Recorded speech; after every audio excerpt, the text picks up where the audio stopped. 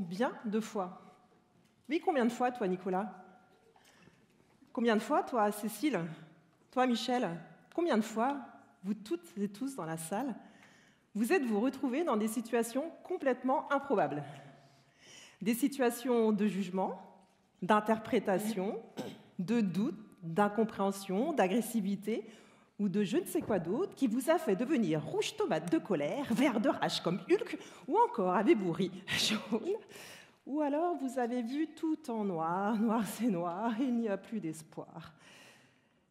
Uniquement parce que personne ne nous a appris à bien communiquer. Combien de fois? Une fois? 2 fois?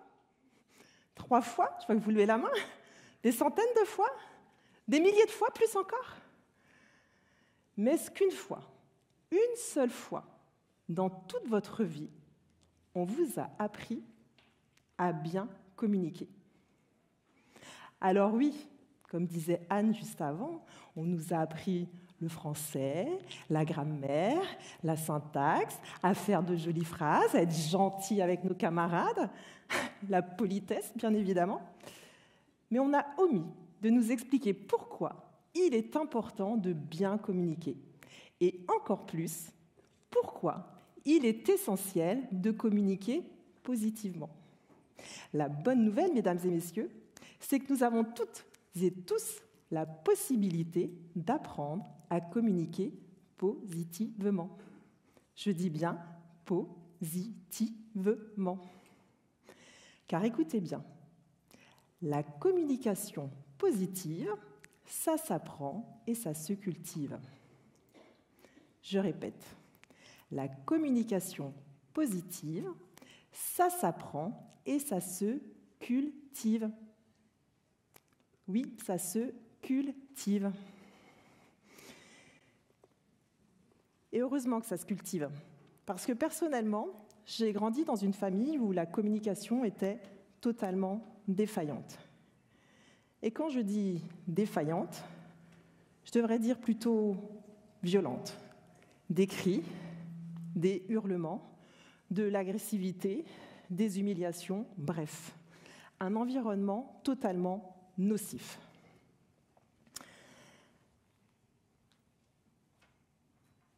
Mais heureusement, la communication positive m'a apporté de la couleur dans ma vie. J'ai même arrêté de me faire les cheveux blancs, parce que je le vaux bien. Ouais. Parce que j'ai pris cette décision d'apprendre à communiquer différemment. Parce qu'au fil du temps, je me suis rendu compte que dans le monde du travail aussi, les problématiques de communication existent partout, mais vraiment partout. Pendant des années, je subis l'absence et les conséquences d'une communication inadaptée. Le stress, la souffrance, la perte de confiance, l'agressivité, les conflits ont dessiné mon quotidien. Alors que j'adore mon travail, la démotivation gagne du terrain de jour en jour et le burn-out s'esquisse. Mais heureusement, il y a un ingrédient majeur, mais vraiment un ingrédient majeur, qui m'a appris à cultiver une communication positive. Et c'est, roulement de tambour, le pouvoir des mots. Nos mots sont comme des cadeaux. Nos mots sont comme des cadeaux que nous offrons. Quoi de pire que de recevoir un cadeau pourri? Ah oui, ça vous fait rire, hein? Ça vous est déjà arrivé à vous aussi de recevoir un cadeau pourri? Ouais, je vois les têtes qui se hochent. Ah ouais. Eh bien, c'est exactement la même chose avec nos mots. Choisissons-les bien. Et ce sont même les docteurs de l'équipe du docteur, les chercheurs de l'équipe du docteur Benson du Massachusetts qui nous le disent. Choisir de parler positivement, ça change tout. Fini les idées noires, fini les grises mines, fini les peurs bleues. Choisir de parler positivement aide à mettre le focus sur l'action imposée. Parler positivement active les gènes réducteurs de stress et stimule les zones du cerveau liées à la motivation. Focus, réduction du stress, motivation. Triple effet qui se coule, garanti.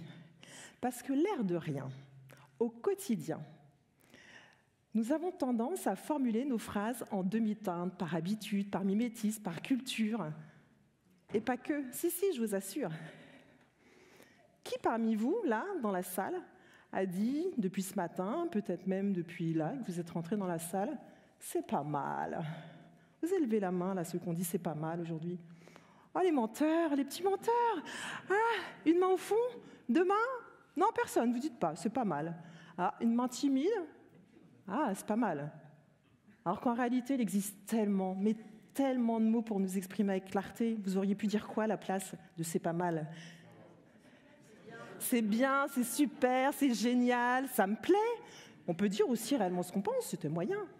Aussi. Eh oui, parce qu'en réalité, en formulant nos phrases négativement, nous avons des difficultés à utiliser notre matière grise pour nous exprimer avec clarté, pour trouver le mot juste, le mot exact, celui qui reflète exactement notre pensée. Parler négativement appauvrit notre vocabulaire. Vous entendez ? Parler négativement appauvrit notre vocabulaire. Marquez cette journée, ce show Inspire-Expire d'une pierre blanche. Commencez à écouter. Épictète disait « Savoir écouter est un art ». Mais est-ce que vous savez écouter ? Est-ce que vous écoutez les mots ? Est-ce que vous écoutez les tournures de phrases, celles de vos clients, de vos partenaires, de vos voisins, de vos collègues? Est-ce que vous écoutez les tournures de phrases et puis ce que vous entendez, ce que vous lisez à la télé, à la radio, dans les médias? Mettez-vous en mode alerte rouge, alerte rouge, alerte rouge. Commencez à écouter. Écoutez vos mots et les mots des autres. Ce sera votre premier pas vers une communication plus positive. Cultiver une communication positive ne nécessite aucun moyen particulier. Inutile d'attendre un feu vert quelconque.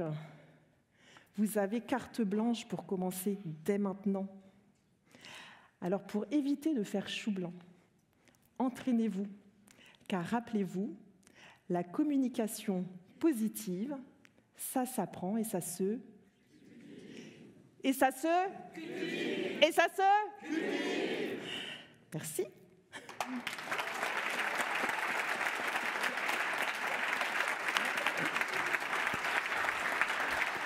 Thank you.